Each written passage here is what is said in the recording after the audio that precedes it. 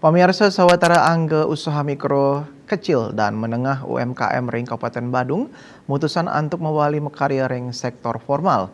Puniki memargi santukan kahanan ekonomi ri sampun pandemi sampun sayan ngelimbak.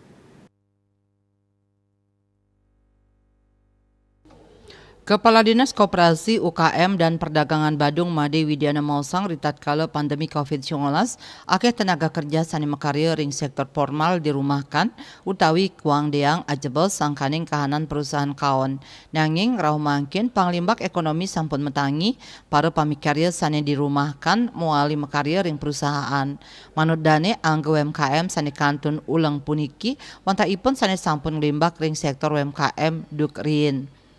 Puni kemawinan, pemerintah Kabupaten Badung sumeken antuk membantu pengurusan perizinan produk usaha mikro kecil dan menengah, pina kecihna uratian saha sokongan panglimbakan UMKM pamekas ritat kala pandemi.